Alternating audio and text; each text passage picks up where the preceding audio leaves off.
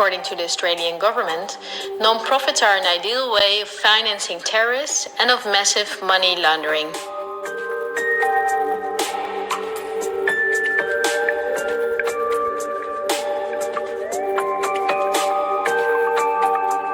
The foundations and funds of the families that are the richest stay in the background as much as possible.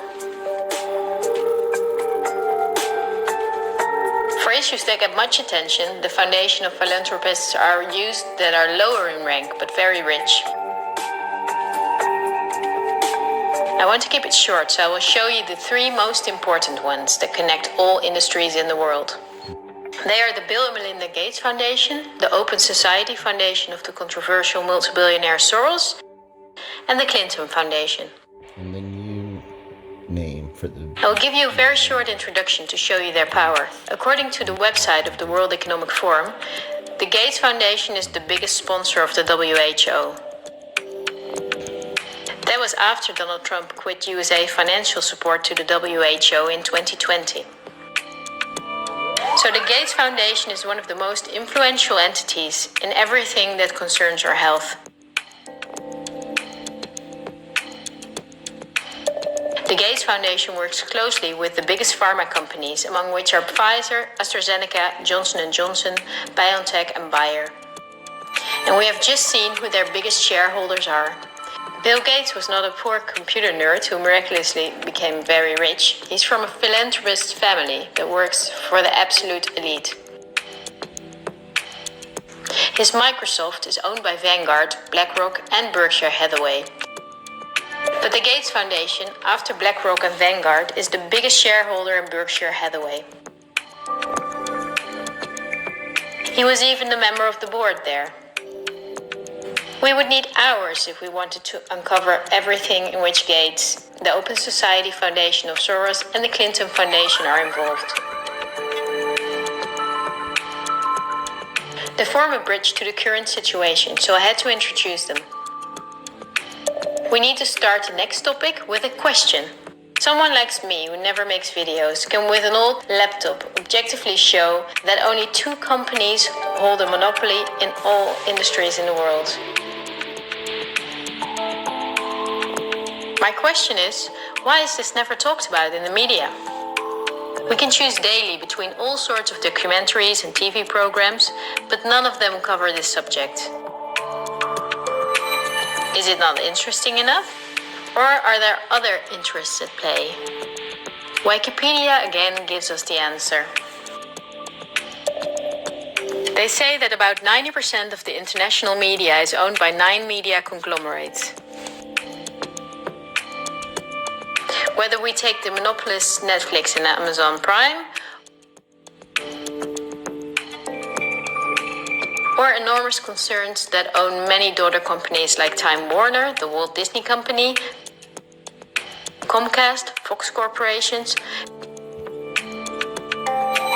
Bertelsmann and Viacom CBS, we see that the same names own the stocks.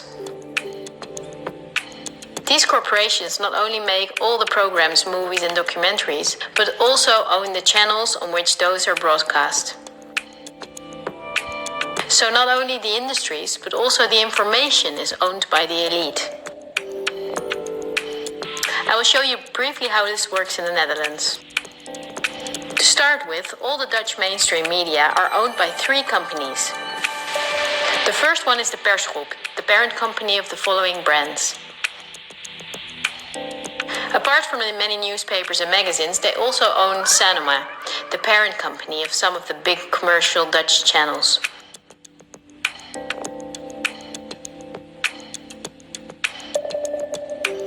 Many media outlets from abroad, like VTM, are also owned by the Persgroep. The second one is Mediahuis, one of Europe's biggest media concerns. In the Netherlands, Mediahuis owns the following brands. Until 2017, also Sky Radio and Radio Veronica were owned by Mediahuis, as were Radio 538 and Radio 10.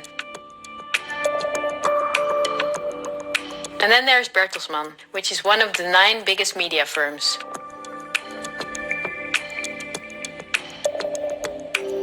This company owns RTL, that owns 45 television stations and 32 radio stations in 11 countries.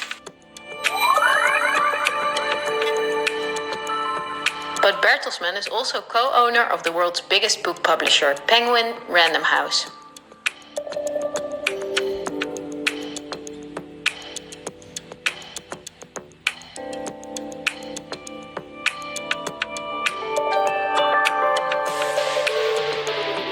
The stocks of these companies are owned by private funds of three families.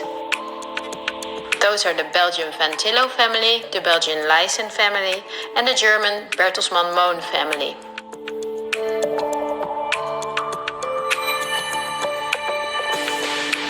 All three families sided with the Nazis in the war, according to Wikipedia. For this reason, the Telegraaf, the Lyssen newspaper, was temporarily forbidden in the Netherlands after the war. To complete this overview, look at where the news comes from.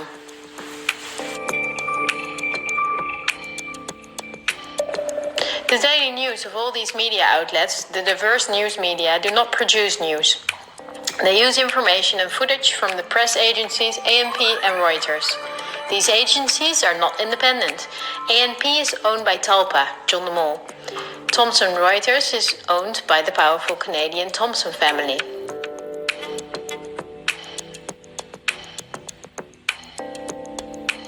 The most important journalists and editors working for these agencies are a member of a journalism agency like the European Journalism Centre.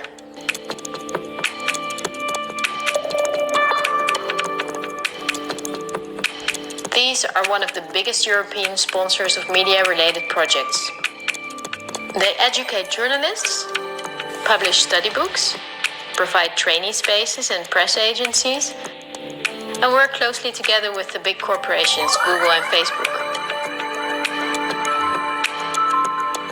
For journalistic analysis and views, the big media use Project Syndicate. This is the most powerful organization in the field. Project Syndicate and organizations like I mentioned are together with the press agencies the link between all worldwide media outlets. When news anchors read from their audio cues, chances are that the text stems from one of these organizations. That is the reason that worldwide media shows synchronicity in their reporting. One-sided news stories plaguing our country. The sharing of biased and false news has become all too common on social media. More alarming, some media outlets publish these same fake stories without checking facts first. The sharing of biased and false news has become all too common on social media. More alarming, some media outlets publish these fake stories simply aren't true without checking facts first. Unfortunately, some members of the media use their platforms to push their own personal bias and agenda to control exactly what people think. And this is extremely dangerous to our democracy. This is extremely dangerous to our democracy. This is extremely dangerous to our democracy. This is extremely dangerous to our democracy. This is extremely dangerous to our democracy. This is extremely dangerous to our democracy. This is extremely dangerous to our democracy. This is extremely dangerous to our democracy. This is extremely dangerous to our democracy.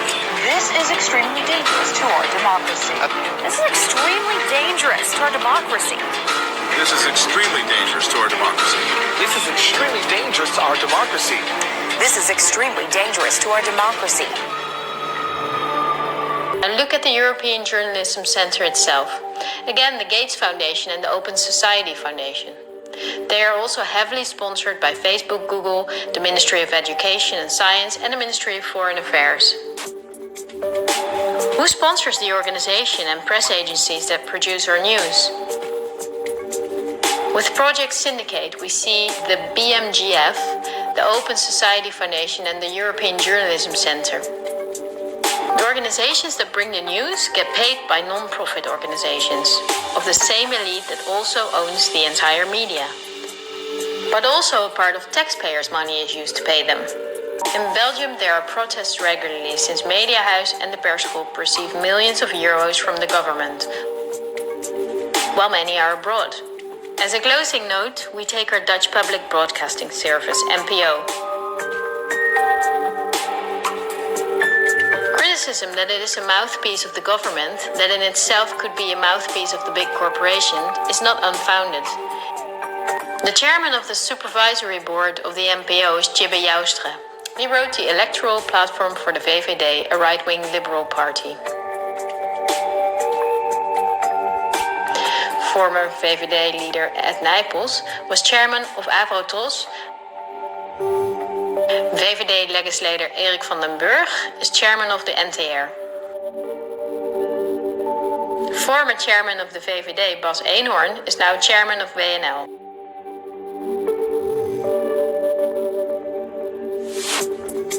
Former PvdA State Secretary Martijn van Dam controls the distribution of benefits to the NPO and sits in the board of the NPO.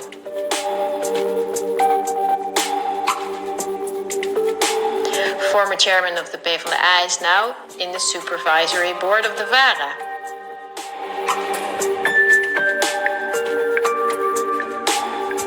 CDA politician Paul Roep is chairman of the supervisory board of KRO NCRV. The partner of D66 minister Ollegren, Irene van Brekel, is editor-in-chief of the news comedy Lubach.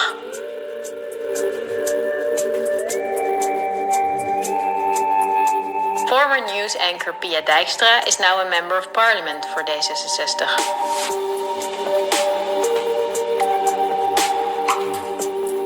Well, this was a lot to chew on, and I tried to make it as short as I could. I only used examples that I thought were necessary to create a clear overview. This helps to better understand our current situation, that can shed new light on past events.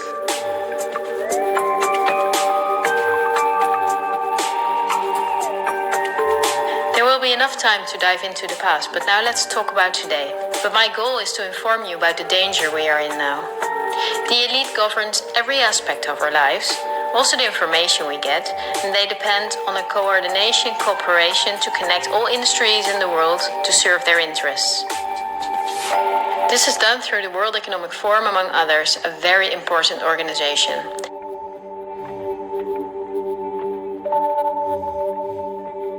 Every year in Davos, the CEOs of big corporations meet national leaders, politicians, and other influential parties like UNICEF and Greenpeace. In the supervisory board of the WEF is former President Al Gore, our own Minister Kaag,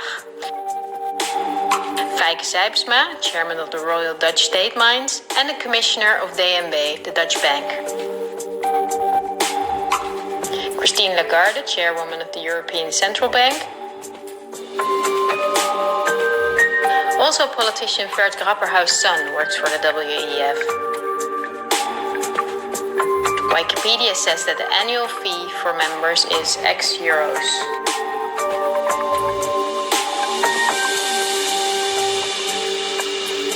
But over half of her budget comes from partners who pay the cost for politicians who otherwise could not afford membership. Wikipedia also mentions this.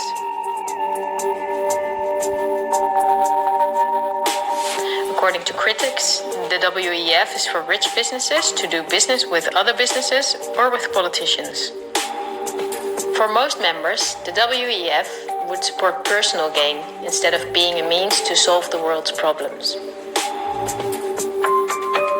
Why would there be many world problems if the industry leaders, bankers and politicians from 1971 onwards have gathered every year to solve the world's problems? Isn't it illogical that after 50 years of meetings between environmentalists and the CEOs of the most polluting companies, nature is gradually doing worse, not better? That those critics are right is clear when we look at the main partners that together make up more than half of the budget of the WEF.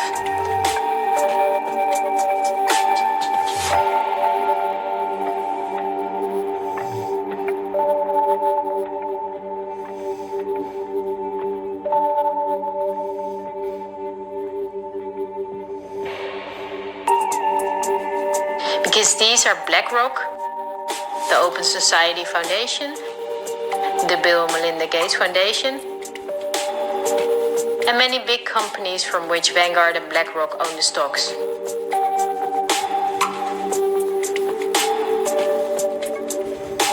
Chairman and founder of the WEF is Klaus Schwab, a Swiss professor and businessman. In his book The Great Reset, he writes about the plans of his organization. The coronavirus is, according to him, a great opportunity to reset our societies.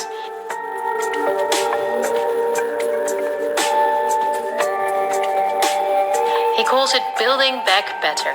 The slogan is now on the lips of all globalist politicians in the world. Historical moment, a crucial moment to rebuild the future, to reset our policies. We also want to work together on building back better. I call it Build Back Better. But the COVID-19 pandemic can also be a moment for resolving long-standing conflicts and addressing structural weaknesses. It's certainly a major crisis, but it also offers us a unique opportunity. 4 sets of priorities can guide the response to build back better. To build back a better world. But also to build back better. This pandemic has provided an opportunity for a reset. And achieve the Sustainable Development Goals. Our old society must switch to a new one, says Schwab. The people own nothing but work for the state to have their primary needs met.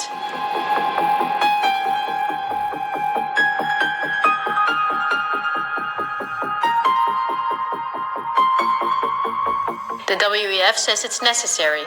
For the consumption society the elite forced upon us is not sustainable anymore.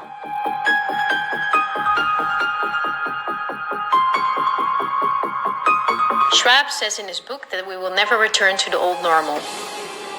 And the WEF published a video recently to make clear that by 2030 we will own nothing, but we will be happy.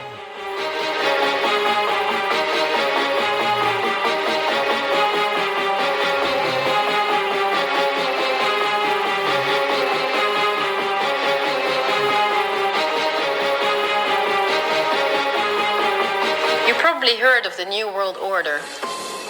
The media wants us to believe that this is a conspiracy theory, yet it has been talked about by leaders for decades.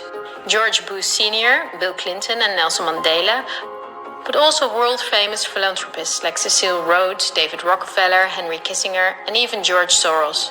We have before us the opportunity to forge for ourselves and for future generations a new world order, a world where the rule of law, not the law of the jungle, governs the conduct of nations.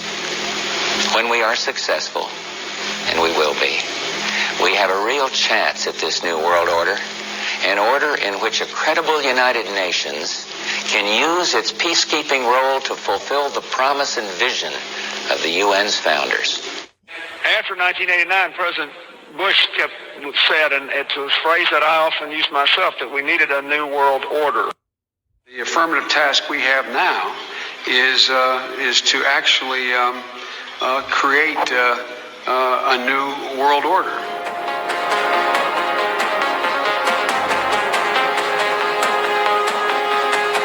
The UN presented in 2015 their controversial Agenda 2030. It is almost identical to the Great Reset of Klaus Schwab. The UN wants to make sure, as does Schwab, that in 2030 poverty, hunger, pollution and disease no longer plague the earth.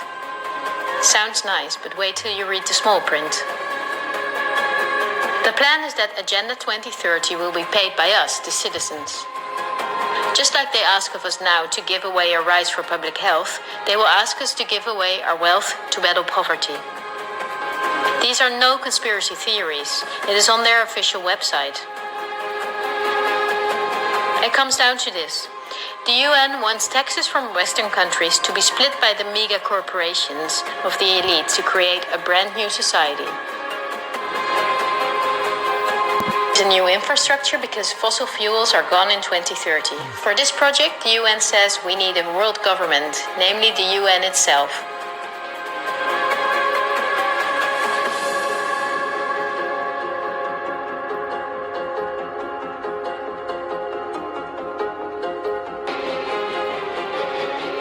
The UN agrees with Schwab that a pandemic is a golden chance to accelerate the implementation of Agenda 2030.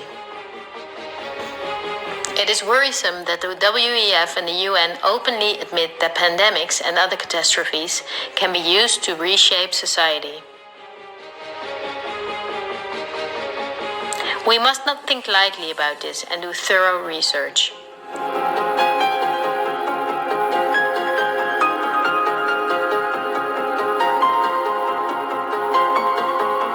On Friday, October 18th, 2019, months before the pandemic was announced, a gathering was held in the Pierre Hotel in New York City. It was a meeting for very important persons. Present were politicians, highly credited health experts, and pharmacologists. The goal of the gathering was the simulation of a worldwide pandemic. Could be a coincidence, right? But as an example, they used the coronavirus. The simulation covered how the virus would develop and how it could only be detained if people cooperated in industries, governments, and government agencies. Again, a new world order to save us. Is it surprising when I tell you that this gathering, Event 201, was organized by the World Economic Forum, the Bill and Melinda Gates Foundation, and the Johns Hopkins Institute? This is no conspiracy theory. Look on the official website of Event 201. At this point, you may not be surprised anymore that the Robert Koch Institute, just like any other public institute, is closely connected to Gates WHO, and that it created a similar simulation in 2012.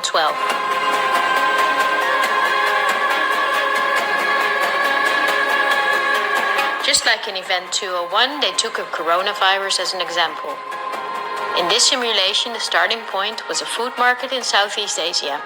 A coronavirus would jump from an animal to a human. In the simulation, it takes some weeks for the Chinese to discover the virus. In this way, it can spread all over the world. A simulation is made of the next 3 years of lockdowns, destroyed economies, and the impacts on society, riots and protests included. I won't go into the details. Look it up on the website of the German government. Lastly, I would like to show you part of a talk of virologist Mark van Ranst, which he held on January 22nd, 2019 in Chatham House. The Chatham House organization is financed by the elite corporations and also by the Gates Foundation. This is an important non-profit in London where important figures gather to talk about the world's problems. The Chatham House Prize was given to Hillary Clinton, Melinda Gates, and John Kerry. During the talk, our own Ab Oosterhuis is in the front row. Van Ranst explains how he misled the people during the swine flu. He triggered fear by death numbers without context and media manipulation.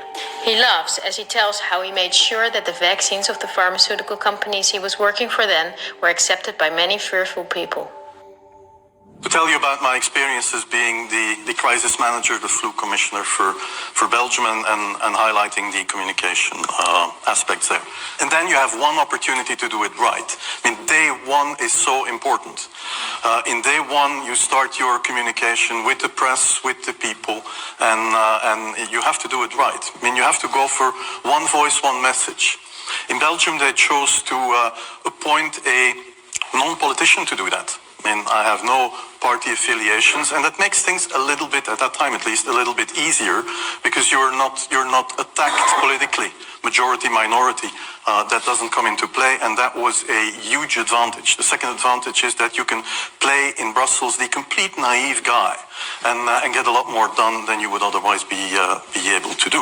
You have to be omnipresent that first day or the first days so that you attract the media attention.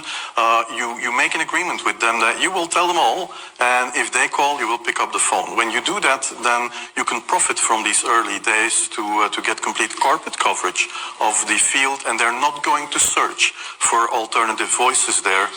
And if you do that, that makes things a lot easier. And then you have to say, okay, well, we will have H1N1 deaths. Of course, that would be unavoidable.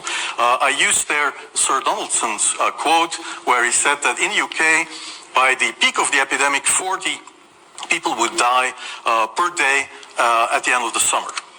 So 62 at that time million people in UK, 40 deaths a day. I worked it out for Belgium. That would be 7 deaths a day at the peak of the epidemic. I used that in the media. 7 Belgian flu deaths per day at the peak of the epidemic would be realistic.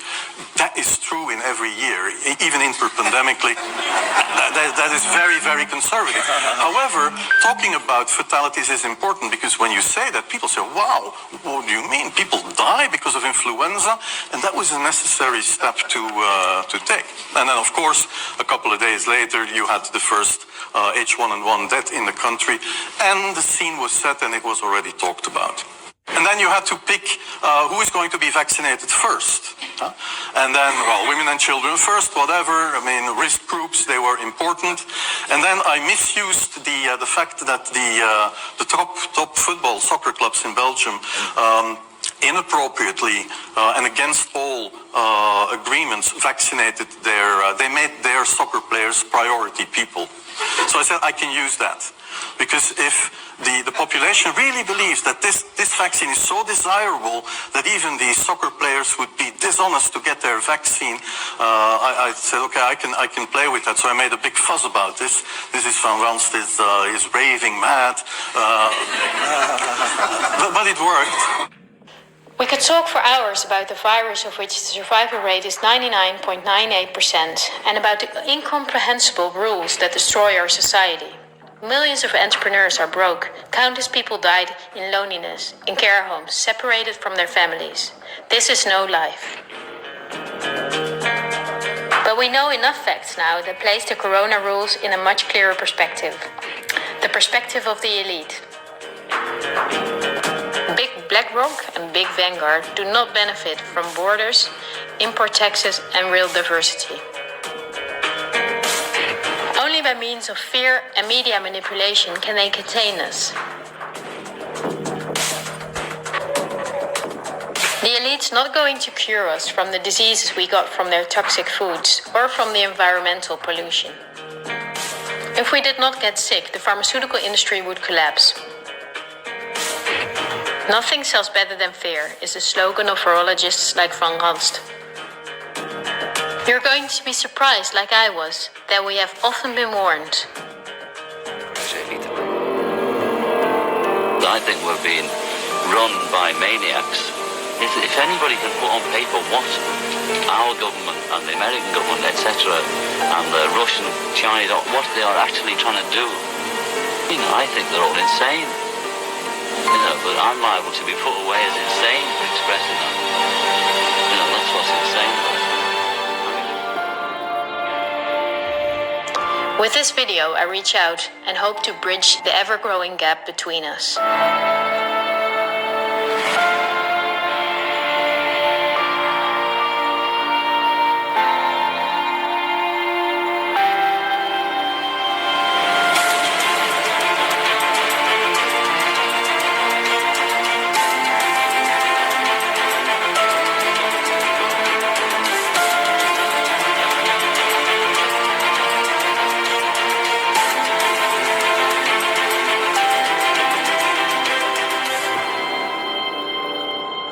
Thank you for listening.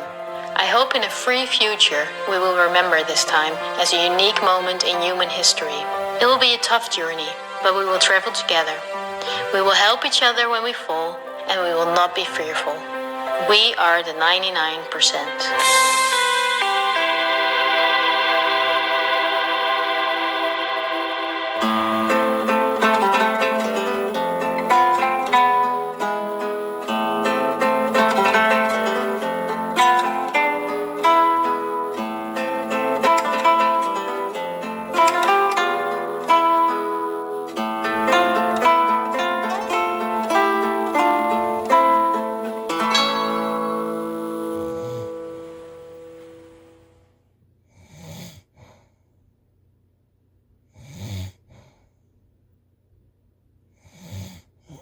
My name is Dr. Ruzhnik Farin. For those of you that do not know me, I am an ER physician Until recently employed at the GBHA's hospital for the last 4 years as the emergency physician. And throughout this whole pandemic, that is where I was employed. What I was seeing in my ER department, especially in the last 8 to 9 months, is related to D-dimer levels. In my career as an ER physician, we use the D-dimer test specifically related to pulmonary embolisms as well as deep vein thrombosis. D-dimer shows up any thrombosis in the body, but it doesn't give you a diagnosis. It gives you a basis on going further and doing this ultrasound and CT scan to either confirm or deny the presence of a deep vein thrombosis as well as a pulmonary embolism. The first part of 2020 was probably the slowest ever in emergency department. When we went into 2021, when the vaccination rollout policy started, we did end up seeing an increase in the amount of strokes, transient ischemic attacks, and stroke-like presentations. Definitely significant more numbers of those people coming in. I ended up doing D-dimer tests on these patients, and never before in my clinical experience have I seen D-dimers and the amount of people with positive D-dimers higher than 2,000,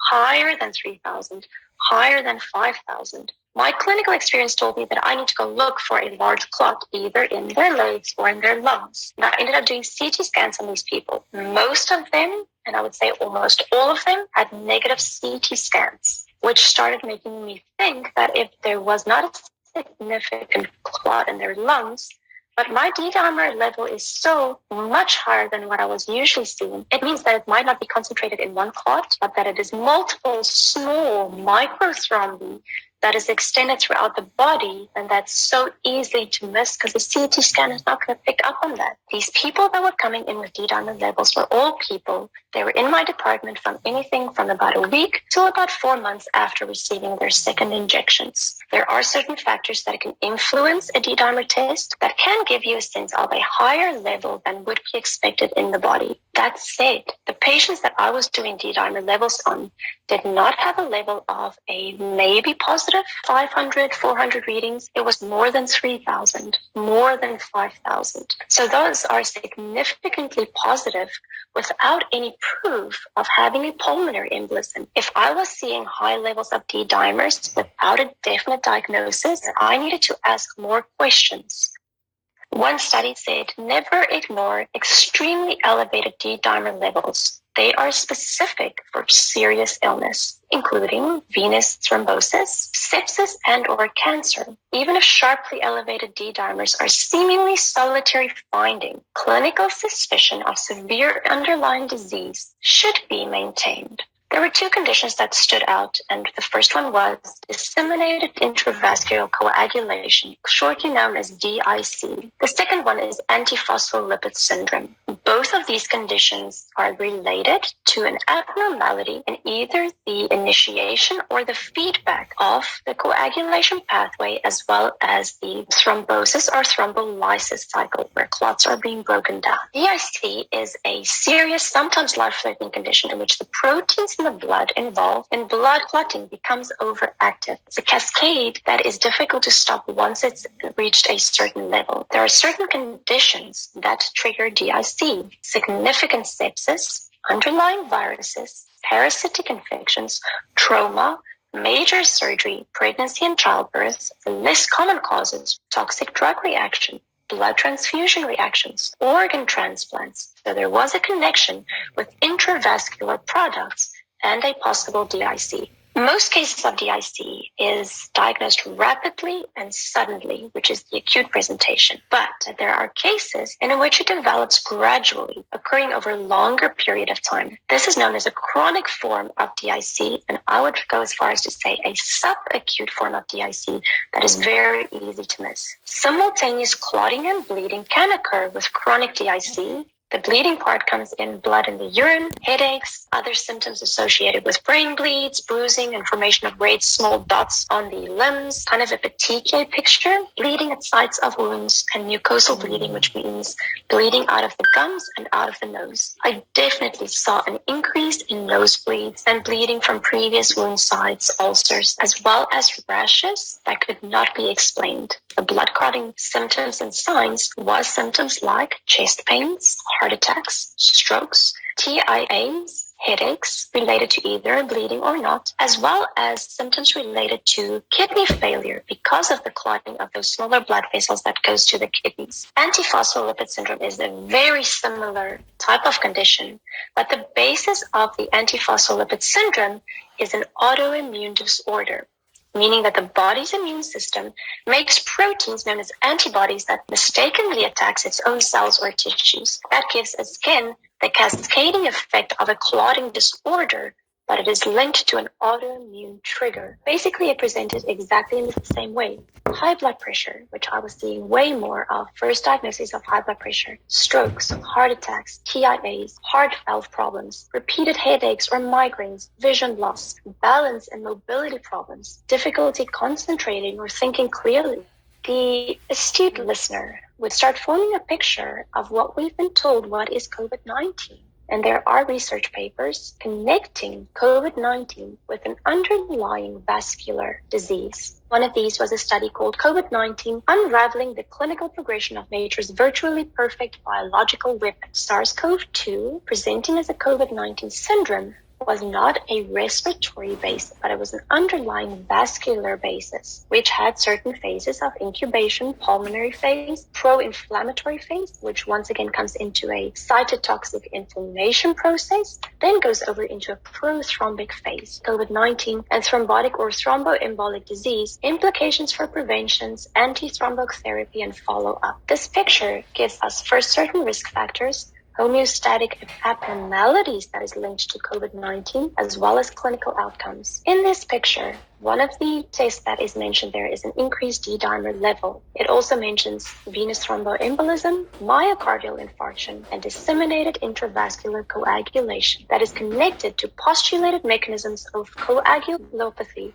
as well as pathogenesis of thrombosis in COVID-19. I started asking the question, if we were able to detect certain connections between vascular abnormalities and COVID-19, and we based our proposed treatment on the spike protein, which includes the Pfizer and Moderna injections, shouldn't we be looking for similar side effects or complications from that same injection? If we are mandating certain treatments, we do need to do the due diligence to make sure what is the side effects and the complications, especially in a time where there has not been long-term studies. And that is what led me to focusing on D-dimers.